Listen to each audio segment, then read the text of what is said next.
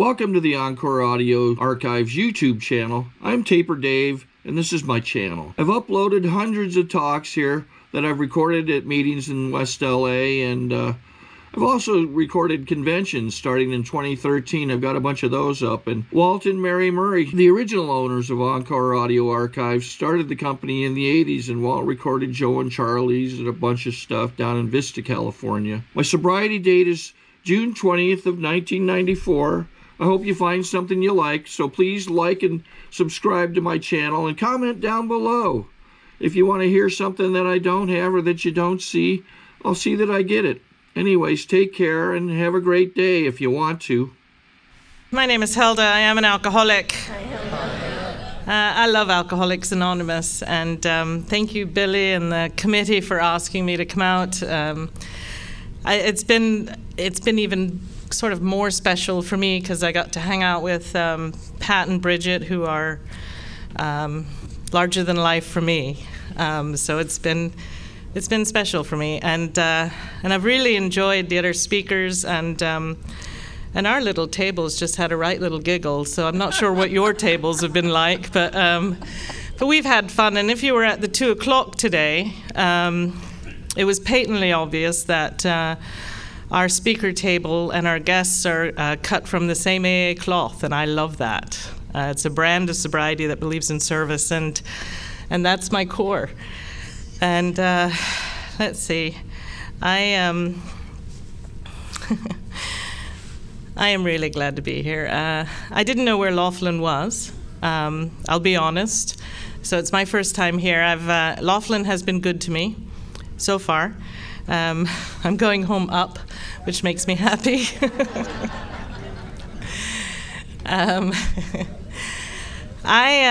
Let's see, I was born in London, which will save you wondering later. I grew up in a pub. No, I really did.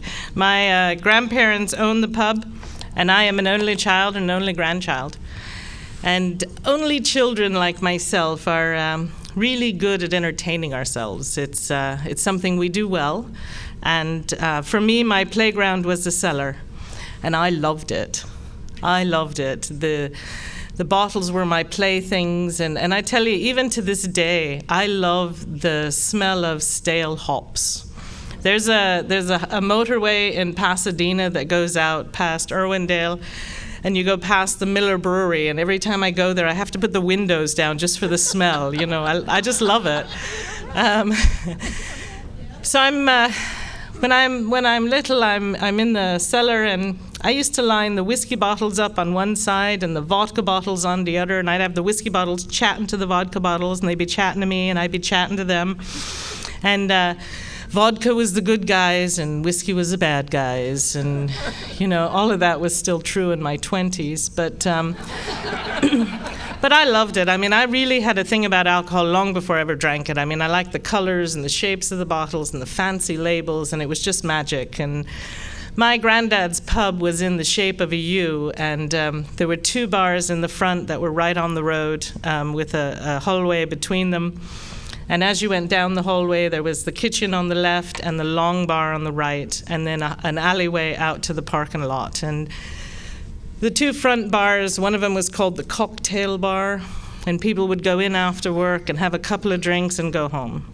And the other one was called the front bar, because it was in the front. And it was the bar where the old people sat in all day nursing 1 brandy. And I can tell you, even when I was little, neither of those were attractive to me. You know, the long bar is where life happened. And my bedroom was right above the kitchen, and it looked straight down into the long bar. And I have to tell you, it was better than telly. I mean, the long bar had the darts tournaments and the discos and the dances, and the fights would break out and the police would come, and I just thought it was fantastic, you know. And at the time, London had this thing called lock-in. And after hours, they would lock the doors, and the regulars got to stay. And they would turn the lights down, and they'd turn the jukebox down. From my bedroom window, all I could see was the neon glowing through the optics. And I just thought it was fantastic. And I tell you, one night I snuck down, and I went in after hours, and my granddad flagged me in. And he popped me up in a bar stool. And he let me have a baby sham. And, you know, at the time, baby shams came in these little bottles. They were like a sparkling wine or something. And they had this label with this cartoon deer that was sort of leaping, you know, like that. And my granddad put it in a little glass, and it's in a little bottle, and I'm with the big people, and I had arrived. Now, I cannot, to this day, tell you whether I like the taste, whether I got tipsy or drunk or anything. I just know at that moment it was perfect. And I remember it like it was yesterday. And, you know, I don't know if I was an alcoholic from there on or whatever, I don't know, but I know that that's what I was trying to get. And of course, it probably never happened again. But I am what the Big Book describes around page 33, and I totally identified from the first time I read it. It says, paraphrasing, but it basically says it doesn't matter how much you drink or how often you drink, it's what happens when you drink. And that many who are merely potential alcoholics often become the real thing in a relatively short amount of time, particularly true of women. And I am one of those women. You know, by 16 I had an ulcer. At 17 I got done for drunk driving.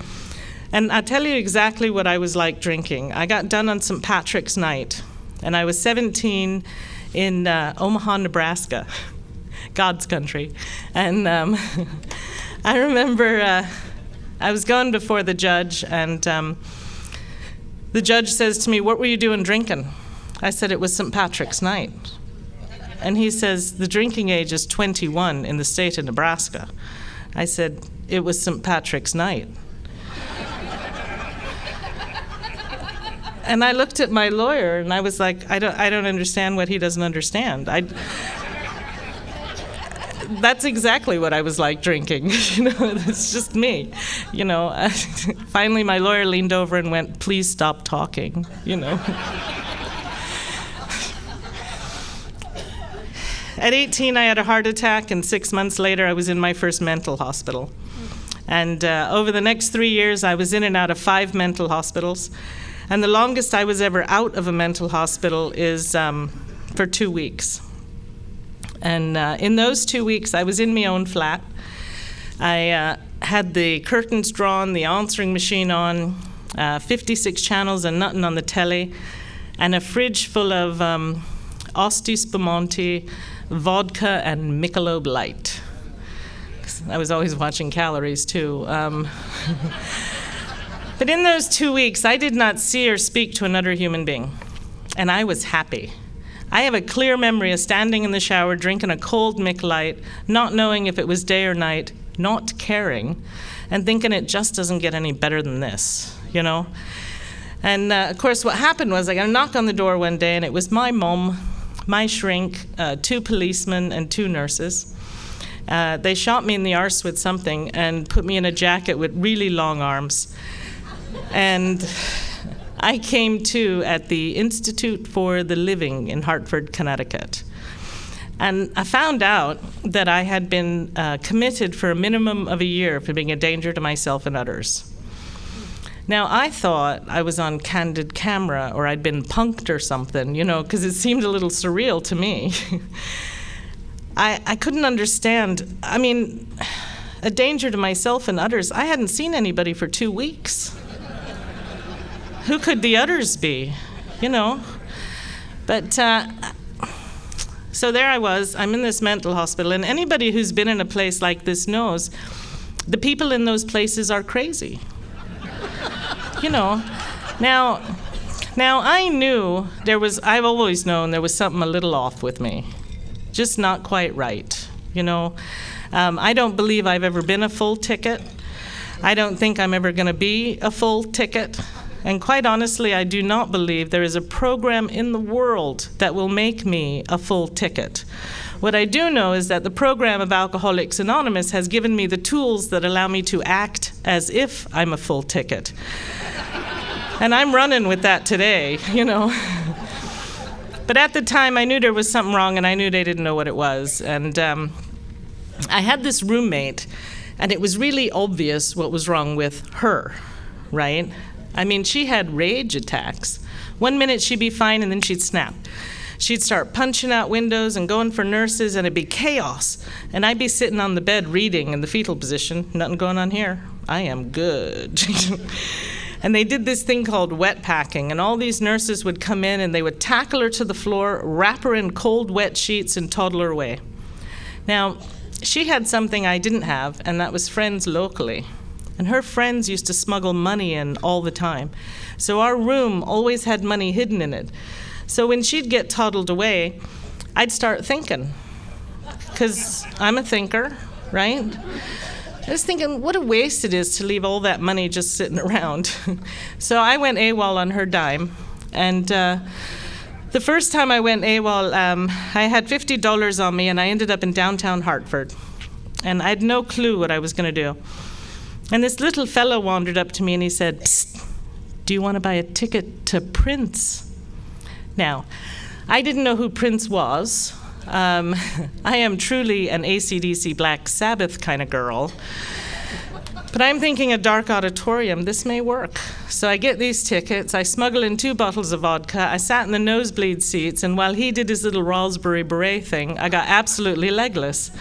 And after the concert, I ended up wandering around Hartford, and I was in the park, and there were these fellas sitting around passing a bottle.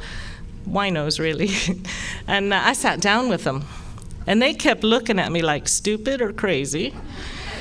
But they let me drink with them, and they never said a word. They were good as gold. And as dawn came, the white van with the blue letters pulled up, Institute for the Living. And I stood up and said, I got to go, my ride's here, you know. And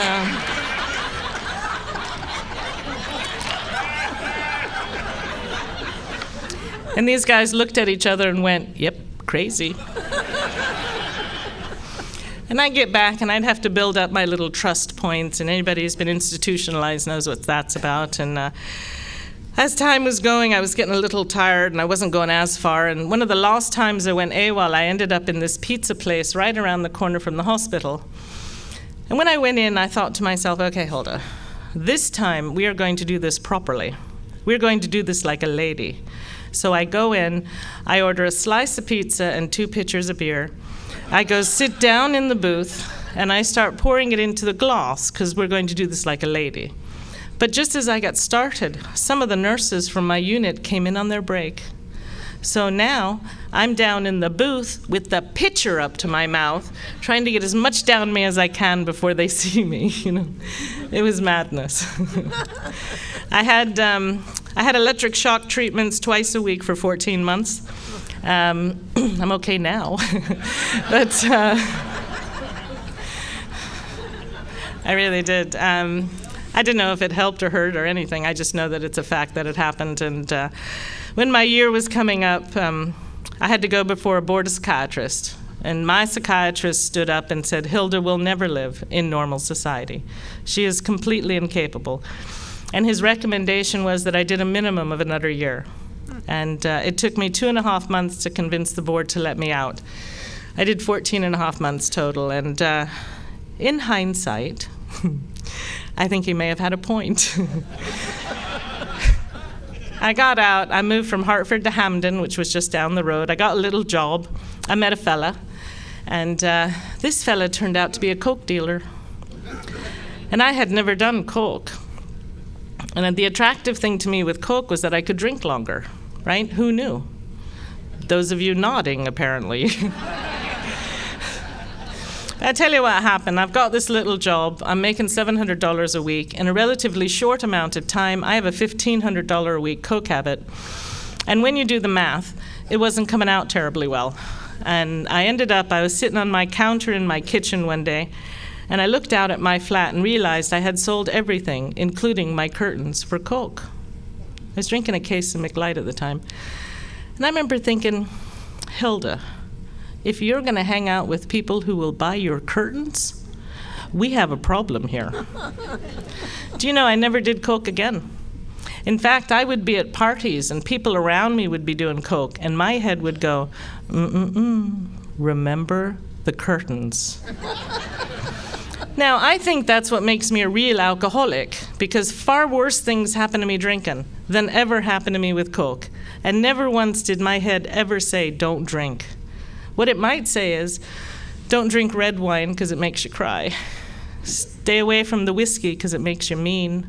You know, or my version of chapter 3 is switching from Scotch to brandy or Scott to Randy. But it never said don't drink, right? So I'm in Hamden, I get done for drunk driving, drunk and disorderly, indecent exposure, and I think I never should have left England.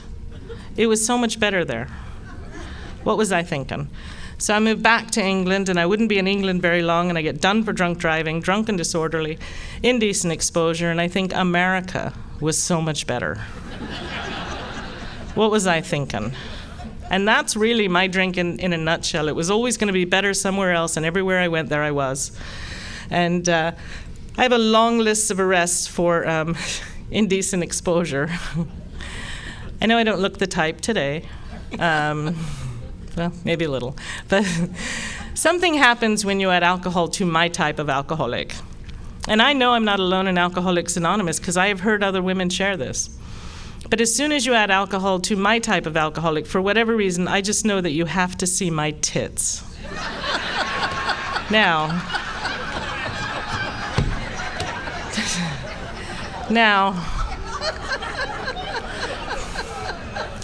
I tried everything for that not to be true. And I know that that's part of my alcoholism because I do not feel the need to show them to you right now. Right? So I'm back and forth, and I'm back in England at this time, and I'm tending bar with my friend Andy, and Andy and I have been great mates for a long time, and Andy's birthday was on New Year's Eve. So we started drinking on Christmas Eve, as you do. And now, I've always been a blackout drinker. I used to call it losing time. I could lose a couple of hours, I might lose a weekend, I might lose a week, I didn't care. It was just losing time. Now, I had assumed that when I had lost time, I had passed out quietly somewhere. I found out that was not true because when we started drinking on Christmas Eve, we went to all the pubs that we go to, and I came to on the 3rd of January with the phone ringing. And when I answered it, it was Andy. And he asked me if I was ready to pick out rings. And I had no clue what he was talking about. And he said, no, Hilda, not this time. Now, he brought over a video. And I am on this video. And I look great. I look great. I am not slurring my words. I've got a drink in hand the whole time. I'm not walking funny. I mean, I look great. And it was everybody we know. All our friends were there. My father was there. I'm watching the video. Andy went down on one knee, and I thought, dear God, say no. Because I just wasn't there. I had absolutely no memory of it whatsoever. And I didn't know what to do, so I panicked. So I went to the bar. I went to the pub, and I found the guy in the pub that knows everything. Right? He's the guy that knows everything about everything. There is this guy in every bar all over the world. In fact, there's a couple of you here tonight, I'm sure. So I'm chatting away to this guy. I mean, he truly is the most interesting man in the world, right?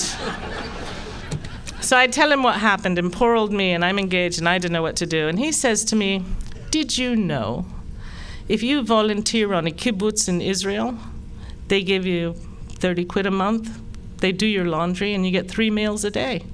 I was like, result? 3 days later, I'm in Golders Green, I've got my visa, I'm going to Israel. Now, this all made sense to me. Good Irish Catholic girl. I went for 3 months, I stayed 9, and I came out of a blackout in Tel Aviv jail charged with drunk driving. Sorry to interrupt your viewing. Taper Dave here. Just wanted to take a second to ask you to like and subscribe to my channel. Let me know if you like what you're listening. I've got some very good talks here, and this one's a great one. Just curious, do you think this is better than Zoom? Tell me what you think. And I didn't remember renting the car. And I can tell you that really horrible things happen to young, vulnerable women who drink like I do in places like that. And I got out on bail, and I jumped bail, and I went to Egypt. And I ended up with the wrong people in the wrong place at the wrong time. And really horrible things happen to young, vulnerable women who drink like I do in places like that. And I ended up getting dumped on the roundabout just near the American Embassy in Cairo. I had a tattered T-shirt on, a beat-up pair of shorts, and not another thing to my name. And a big American Marine took pity on me. It was Ramadan, and everything was shut, including the embassy. And him and his mates looked after me until the embassy opened. And, I truly believe that a non-alcoholic woman who had been through what I had been through would probably never drink again. But I'm a goalpost drinker. I'm one of those drinkers that says, if it gets bad, I move the goalpost back just a little bit. And I think if it gets worse, I move that goalpost back just a little bit more. You know what? I was in 20 minutes in the air. I thought, oh, hell, they could have killed me. I was drunk when I landed. And I had no clue that it was alcoholism. I had no clue what was going on. And I can tell you that the whole 80s for me are a bit like the Talking Head song, Once in a Lifetime, when he goes, "This is not my beautiful house. This is not my beautiful wife. How did I get here?" It's like one big long blackout with little bits of reality tossed in. And coming to the end of the 80s, I found out I was in a relationship that apparently I had been in for quite a while. And my partner was commenting on my drinking, which I just thought was rude. And I really didn't know what to do. And I started thinking, and I thought about my uncle. Now, my uncle had tried to 12-step me in a pub in St. Albans when I was 18. He was 9 months sober in Alcoholics Anonymous, and he was on fire. And we were in a pub in St. Albans, and I remember him saying, "You know, Hilda, in Alcoholics Anonymous, you need never drink again." I was 18. I thought, why the hell wouldn't I want to drink? But he could see where I was going. So fast forward, it's all gone horribly wrong, and I thought about him because he was still sober in Alcoholics Anonymous. Now, my uncle was what I thought a real alcoholic was, right? My uncle went to prison. I only ever went to jail, right? My uncle went to detox centers. I only ever went to mental hospitals. So in my mind, he was what a real alcoholic was, and yet here he was, still sober in Alcoholics Anonymous. So I thought I'd give it a go. And I decided to quit drinking on New Year's Eve, 1989. I picked New Year's Eve because I truly believe that no alcoholic would quit drinking on New Year's Eve. I know today only alcoholics pick a day to quit drinking. Non-alcoholics never do that. They don't mark the calendar. It's like virgins don't go for pregnancy tests, right? It just doesn't happen.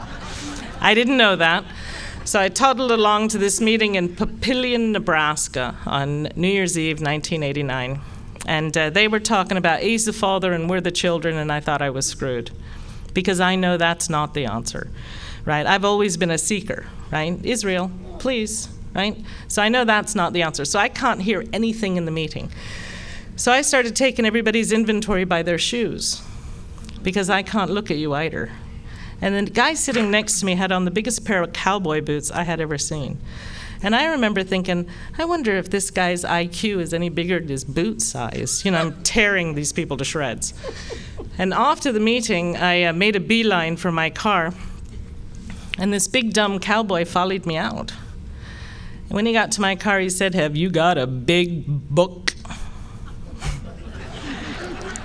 I said, "Of course I have a big book. Doesn't everybody have a big book?" Now, I wouldn't have known a big book if you'd beat me with it, but I couldn't tell him that. But without missing a beat, he went to his truck, and he gave me his big book. And it really affected me because nobody had ever seen through me like this guy just did. So I could not speak. I took the book and I went to get in my car, and this little old woman ran up to me and said, "Did you know if you go to a lot of meetings and you don't drink in between, you can't get drunk?" Thank you. I got in my car and I thought, these people are freaks. But I tell you what happened. As I drove out, that little old woman's voice just resonated in my head, and I thought, hang on a minute, she may have something here. If I went to a lot of these meetings and I didn't drink in between, I might stay out of trouble. That's what was attractive to me. And that's exactly what I did. I went to a lot of meetings, and you know, I can't remember which speaker was talking about it, but I was a rocket to stardom. I sounded good, I looked good, I memorized chapter 5. And not just to where it said God could and would. I'm talking about chapter 5, right? But here's the problem. I'm going 5 minutes late, leaving 5 minutes early, calling it a home group, right? I'm sitting in the back of meetings saying, my name's Hilda, I'm an alcoholic, and a little voice in the back of my head's going, well, my mother thinks so. My uncle thinks so. Truth is, I've got a nice ride, and I'm still in dry clean only clothes, you know? I'm listening to you share, thinking, you poor things, you should be glad I'm here. You need me. I thought the steps were for those of you who were really unwell, and there seemed to be a lot of you, you know. I got a sponsor because people were giving me a hard time about not having one, right? You know what they're like. So I found the oldest, frailest woman I could find. I figured she wouldn't give me a hard time. I was wrong. But I tell you what happened. I was about 3 years sober, and not really doing much for my own sobriety, but life was great. I was on fire. I mean, I'm getting better jobs, I'm making lots of money, everything looks good. But she got really ill, and she was dying in hospital, and I went to see her in the hospital. And she said to me, Hilda, just remember one thing. Alcoholics Anonymous will be here for you when you come back. I hadn't drank yet. I had no idea what she was talking about.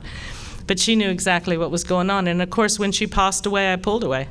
I went from 7 meetings a week to 5 to 4, 3, 2 a week, 2 a month, because I'm very busy now. And I'm not going to Wednesday night because I can't stand the secretary.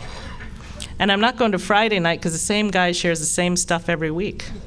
Now I'm taking AA's inventory. I'm in Florida. I'm on my way to my dream job in Germany. This is the job I had always wanted. I worked really hard for this. And because I wasn't drinking, my partner had come back. And we're in Florida, and we're walking on the beach in Florida, and my partner turned to me and said, you know what, Hilda? Not only do I not like you, I don't love you drunk or sober. And I thought, are you kidding? 3.5 years I haven't had a drink for you, which was my other problem. I suffered from arrogance and ignorance, and I had no clue. So I took my now ex to the airport, and as the plane took off, I walked in the bar. I started with double Jack, because that's how I drink. I started drinking on the Thursday. I arrived in Germany on the Sunday. I started my new job on the Monday. I got done for drunk driving on the Friday, and I woke up in a wet bed next to my new boss on Saturday morning. That's my drinking. Glamour drinking. I drank like that for 9 months. And I'll tell you, I have heard people stand at podiums and say, if you want to pick up where you left off, pick up a drink tomorrow. Absolutely not my experience. When I started drinking after not drinking, my drinking was 10 times worse and more. My blackouts were longer. The people I woke up next to were uglier. You know, the beds were wetter. It was all bad.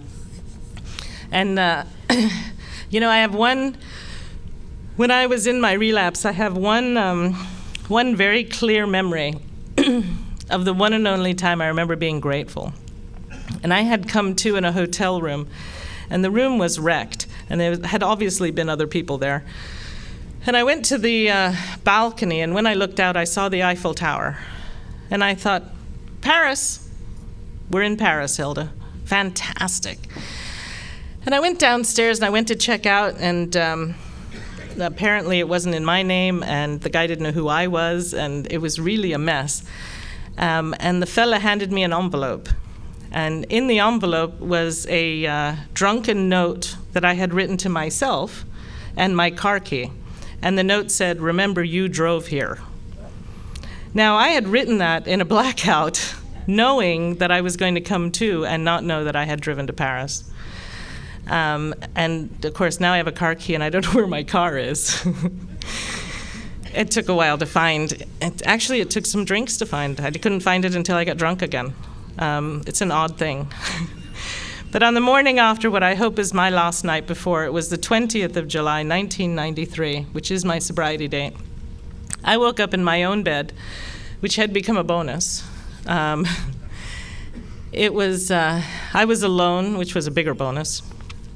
It was wet, and I was still dressed from work, and a lot of this is very normal for me now. And our book talks about, the alcoholic life is the only one that we really begin to know. So I went into the bathroom, and as I was washing my face, I had a great gash down my face. There was blood everywhere. My hose were all ripped, and I had no clue what had happened the night before. And I had a moment. I heard people in Alcoholics Anonymous share about the hideous 4 horsemen: terror, bewilderment, frustration, and despair. And I used to think, God, you're so dramatic. That morning, I knew who they were. And my heart broke. Not because I can't drink anymore. I drink with the best of them. But that morning, I realized I could no longer drink safely. I did not care when I was unpredictable to you. But that morning, I realized that I had become unpredictable to me. And it really got me. And I did the only thing I knew what to do. I phoned English-speaking AA. And I spoke to a fella called Steve Baker, who lets me break his anonymity. And I told him my sad old story. Poor old me, been to AA, screwed it up. Wine, wine, wine. He said something to me I truly believe saved my life. He said, Hilda, the most natural thing in the world for an alcoholic to do is drink. And that's why in Alcoholics Anonymous, we don't shoot our wounded. And I believed him.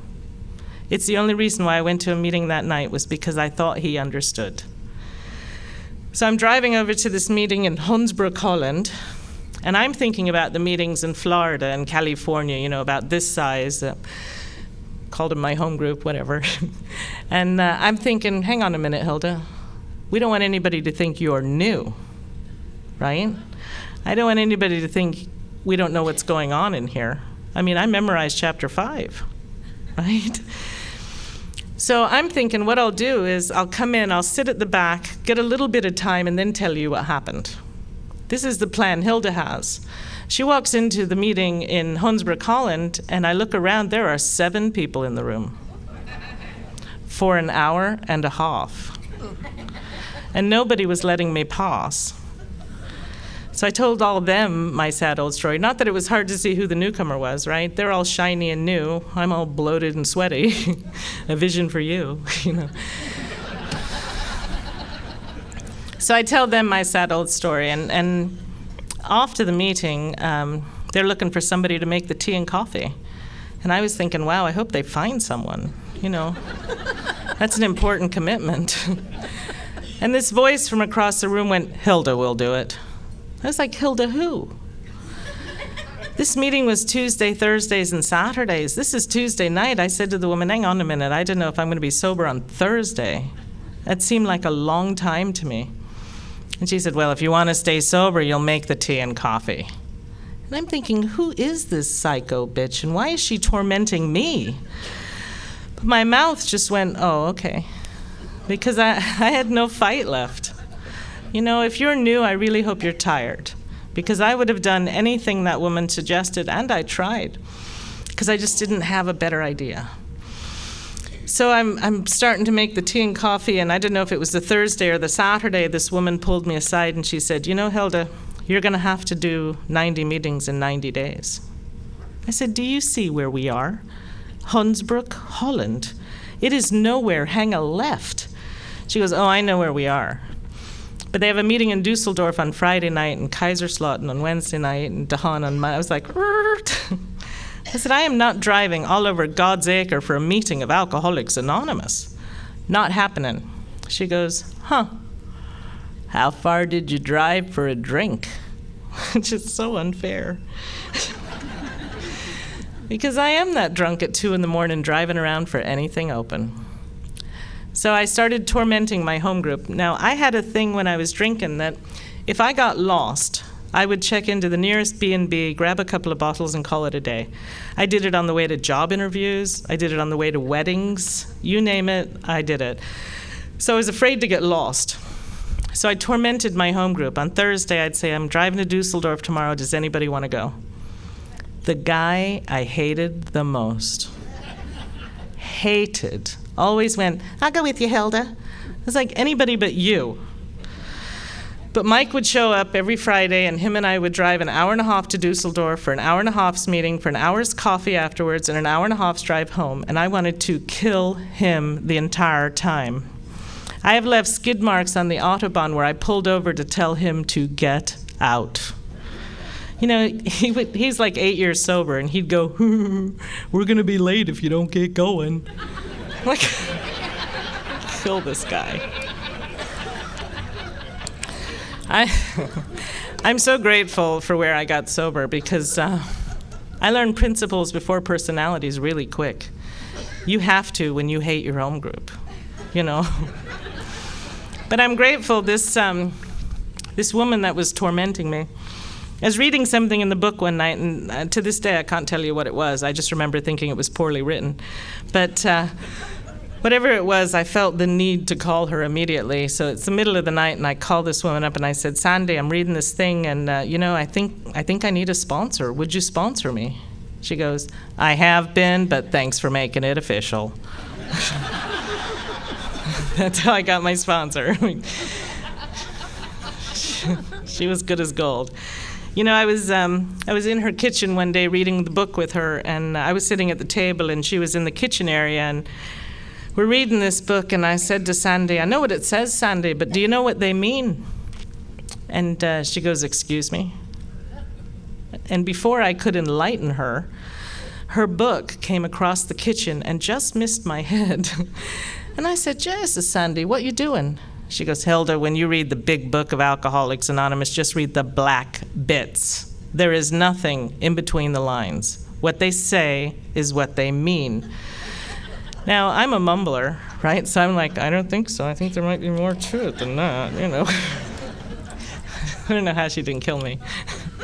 She dragged me through the steps of Alcoholics Anonymous. And I tell you, one of the things I'm most grateful for Sandy was when we were doing 6 and 7. I'd done my 4 and 5, whatever. We were doing 6 and 7, and Sandy said to me, "You know, Hilda, if you truly take on steps 6 and 7, you no longer ever have the excuse of, I've always been and I'm always going to be. I've always been a loser, I'm always going to be a loser. I've always been this, I'm always going to be this." She said, "Because if you truly take on 6 and 7, you can change that." And it gave me hope, because I thought I was just always going to drink. Sooner or later, I was going to drink. And she really gave me hope that may not be the thing. And she got me through the steps of Alcoholics Anonymous. And I was about 9 months sober, and my company promoted me. They were sending me to Belgium. It was a place I thought only existed on the news. I didn't think people really lived there, right? So I go over to Sandy's, and I said, "Yes, Sandy, they've promoted me. I'm going to Belgium." And she goes, "What's the problem, Hilda?" And I said, "Well, I'm only 9 months sober. I'm not supposed to have any major changes in the first year." And she said, "I'm really sorry, your company didn't get the memo. Pack your bags." So I moved to Belgium, and I was miserable in Belgium. And I tried duvet therapy. You know, when you get home from work, get under the duvet, get up the next day and hope it all changes. I didn't drink, but nothing changed. I finally gave in, and I called Sandy and told her what was going on. And she said, "Look, I want you to blow the dust off your big book and get your happy little arse 20 minutes up the road to the Brussels meeting. It's on every night of the week. And when you get there, I want you to share honestly." And I was like, whatever. So I hang up the phone. I go up to the Brussels meeting that night. I get there, and their coffee is like sludge, and they have like no literature. So when I shared, I told them so. And afterwards, they gave me the literature commitment, and they took me to coffee. And I learned how to put my hand out again. They were really good to me in the Brussels meeting, and I think we got a great talk going on here. Thanks for watching the channel. Taper Dave here. Just curious, do you think this is better than Zoom? I was about 14 months sober when I got offered a job in London, and I did it all different. I went over every weekend. I had a home group waiting for me when I got there. I had a service commitment waiting for me when I arrived. People in London AA helped me find a flat, and everything went really smooth. And it was the first time I realized that doing different actions will give you different results. Trying something different for a different result. I'd heard you share that, but I'd never actually tried it. And it all went super smooth. So I'm in London, and you know, my sobriety in London was not really textbook sobriety, but it did work for me, you know. I got this great job, and we went to a lot of conventions, and we went to the All Ireland one year. I was about 2.5 years sober, and I heard this speaker say, you can do absolutely anything in Alcoholics Anonymous if you're willing to pay the price and do the work. And I thought, okay. So I get back to London, I quit my job, I go on the dole, and I start applying to universities. I decided at 2.5 years sober that I wanted to go into a helping profession. I was going to help people. 2.5 years sober, I did not know enough to know that I don't like people enough to want to do that. Seemed like a good idea at the time. So I'm now 2.5 years sober. I'm on the dole. I've got no money, no job. I'm applying to universities. It's very hard to get into university in London. And I finally got accepted. I'm 4 years sober. I'm starting university, and I got my first tattoo and my first motorcycle. 4.5 years sober, I had a motorcycle accident, so I got a bigger bike and a bigger tattoo. 5 years sober, I started my second year at university, and nobody in Alcoholics Anonymous seemed surprised. I thought it was because they believed in me, and later I heard a speaker with a similar experience say it's actually them believing in Alcoholics Anonymous. And I believe that that's what was going on. And I'm 6.5 years sober, and I am tootling along quite nicely in Alcoholics Anonymous. I'm of service, I'm sponsoring people, I have a strong sponsor. I'm at university, life is good. And as we were leaving the flat one day to go down to a convention in the south of England, my mom called. She was living in Pasadena, California, and she'd been diagnosed with breast cancer. And she asked me if I would come out to California when she had her operations. And of course I said I would. And they were coming up in a couple of months, so we went on to the convention. And I'm standing in the registration line for the convention, and this guy comes up to me and says, would you share at the midnight meeting? And I said, I'm really not up for it. And he said, actually, you look like you need to share. What I didn't realize was that my outsides were starting to match my insides. I didn't know that at the time. And he said, look, Hilda, nobody will be there. It's the midnight meeting. The old timers meeting is going on at the same time. It'll be fine. I was like, fine, whatever, I'll be there. So I go to share at this meeting. There are 200 people in the room. And do you know, I cried for the first time in 6.5 years when I shared about my mom.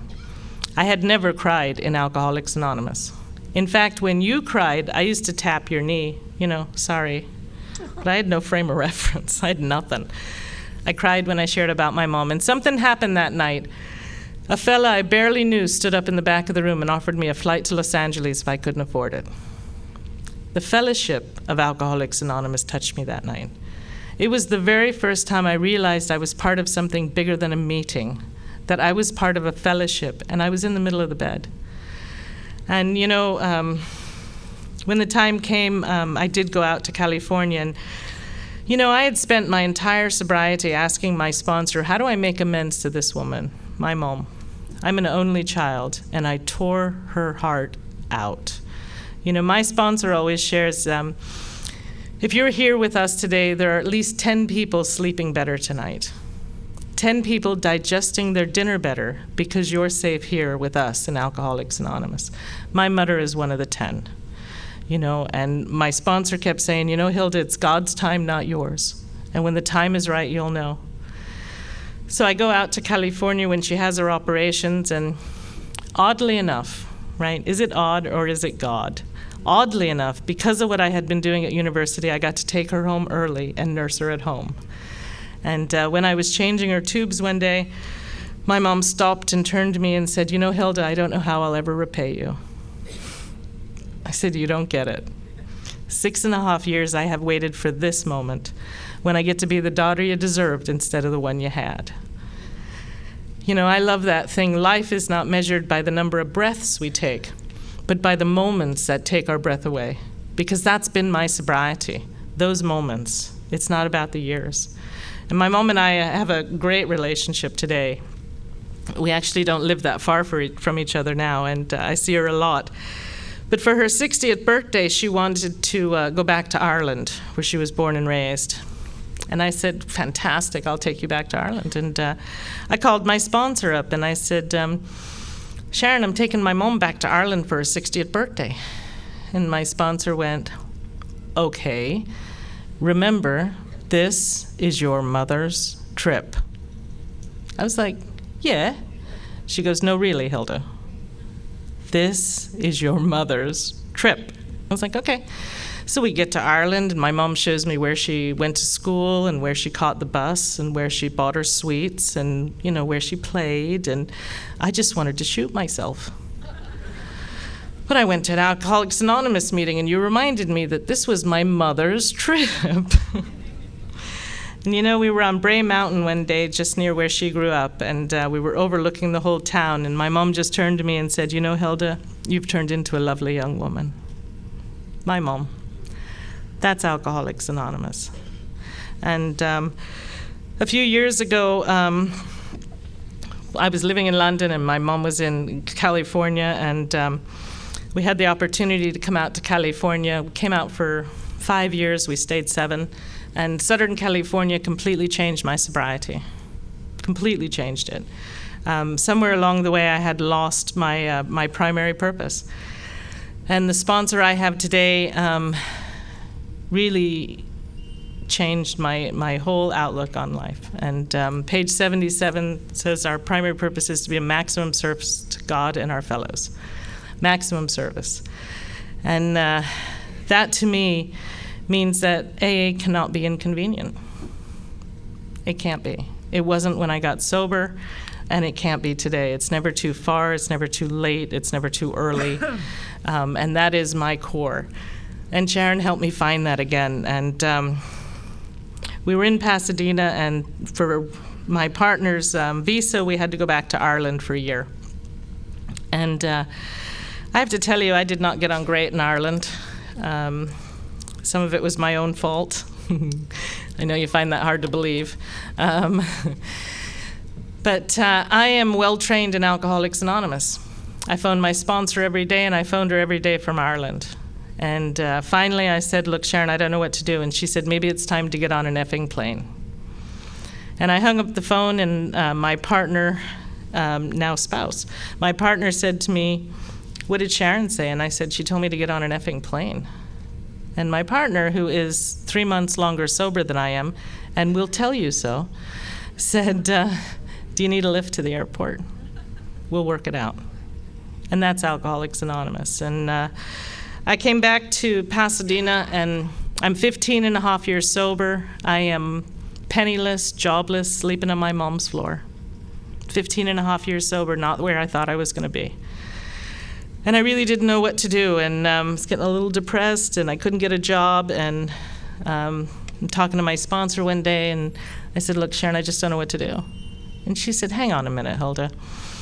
Aren't you and your mom watching certain television shows together every week?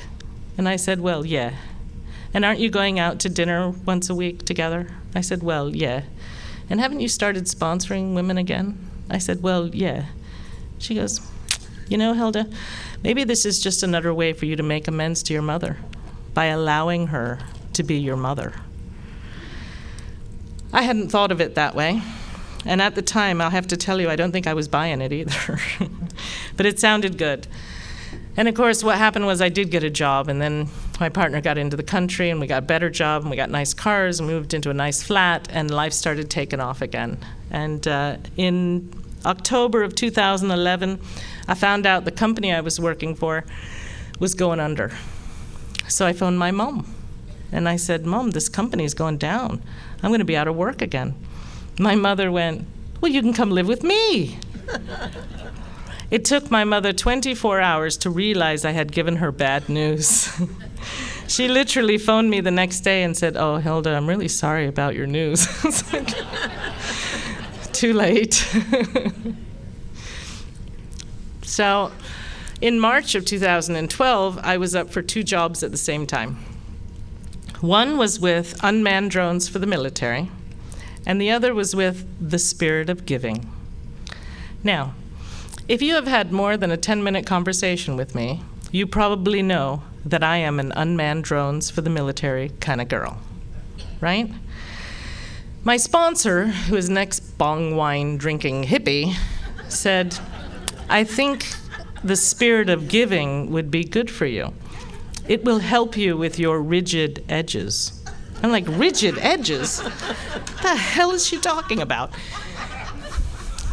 So she goes, I tell you what, Hilda, why don't we leave it to God?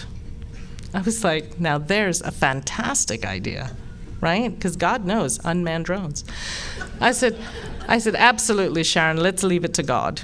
So we decided that whoever offered me the job first, I would take, because they were both supposed to tell me the same week. So for the last probably 19 months, I have been working for the Spirit of Giving. We have slides from the second floor to the first, and barefoot Fridays.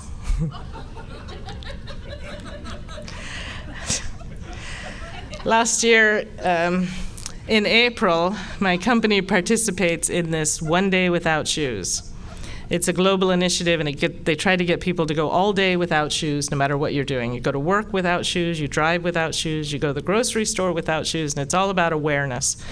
I went an entire day without shoes, which is so not me. So not me. I even went and got a pedicure to do it, because people at work were telling me this was a good idea. Now, I had never had a pedicure, ever. In fact, it never even seemed like a good idea to me. So I go to have this pedicure, and I go in and I say to the woman, I'd like to get a pedicure. And she goes, pick a color! I was like, picking a color, picking a color, picking a color. You know, I'm like, I ended up with bright red, right? Because I'm in a panic now. And she's doing my feet, and this woman starts doing my hands, and this other woman comes over and wants to do my head, and this woman asks me if I want a massage. I'm like, somebody please just do my toes. You know, it was very overwhelming for me. But you know what? I did it because I said I would. And I learned in Alcoholics Anonymous to do what I say I'm going to do. And my company also sends you to a third world country once a year on your year anniversary, and it was something I was dreading. But I said I would do it, and it was something I had to do. And in May of last year, I went to Honduras for 10 days, unplugged, no watch, no laptop, completely disconnected from the outside world, and literally found out where I was going when I got up in the morning to get in the van. And I got to go to the most amazing places and meet the most amazing children and wash their little feet and put shoes on them. I'm not that gal. I'm not that gal. It broke my heart open. And last year, I turned 20 years sober. I got married. I got promoted. I got a service position in my home group that I did not expect. And my partner got a green card. Now, from sleeping on my mother's floor, jobless and penniless, I did not see 2012 happening like that, 2013 happening like that. I just didn't. I wouldn't have dreamt it. I wouldn't have expected it. And I truly believe that the only reason that my life is as good as it is today is because I suit up and show up for you. Because of Alcoholics Anonymous, my life is full. You know, what this year will be like, I have no idea. But I know that I've had the worst, and I've had the best, and I've had the worst, and I've had the best. And that's just life. You know, I'm so grateful that when I got sober, my first sponsor did not sugarcoat Alcoholics Anonymous for me. Everybody was saying, it'll get better, it'll get better, it'll get better. I have to tell you, if you're new, it might get worse. That's just what happens. It's life. Nobody is wrapping you in cotton wool just because you got sober. It's not how it happens, and I'm grateful that Sandy was so honest with me. You know, she said to me that no matter what happens, Hilda, always remember that Alcoholics Anonymous is not high school. It is not about being popular or making friends or looking good or sounding good or stopping smoking, starting smoking, stopping swearing, starting to swear, finding the guy, finding the girl, getting the job, having money, losing money. It's not about any of that. Alcoholics Anonymous is about staying sober and helping somebody else do the same. And if I keep it that simple, my life is fantastic. You know, I came to Alcoholics Anonymous. I did not qualify for the third tradition. I had no interest in staying sober. I came to Alcoholics Anonymous to stay out of wet beds with ugly people. That's the truth. You know, but somewhere along the way, you have taken me from a lying bedwetting whore to a true friend, a loving and monogamous spouse, and a true daughter to my mother, and for that I thank you.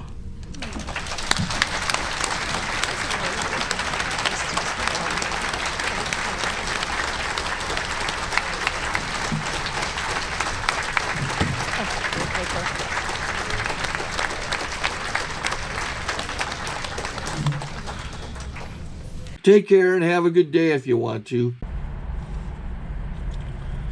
Okay, this is how I prepare my drone for launching. I like to do it inside the cab of my truck so I'm not standing outside in the weather. To install the joysticks for control, up and down, right and left, powered on. I have an Android phone that I use to connect it to the drone with. And it's actually controlled through the iPhone, through an app. Oops, wrong way. It's actually controlled through the iPhone, or through this Android phone, through the app. It's actually controlled through the Android phone, through an app, and you connect it through this short connection right here.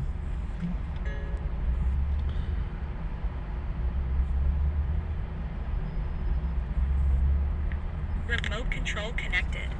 Remote control's connected. So I pull out the drone. I have to extend the legs. Long legs extended first, then the short legs. Remove the gimbal protector. Set that aside, then power it on one short burst, then one long burst. I lay it down. So I have to go to calibrate. So the drone's not connected yet. It shows you here as this drone gets disconnected, even though the remote's powered on. So the drone has to establish it's connected. So I go into the app to calibration mode. First I'll calibrate the remote controller. Start calibration. Out, in, oop, out, in, up, down, and then this little wheel is to control the gimbal. So it's calibrated.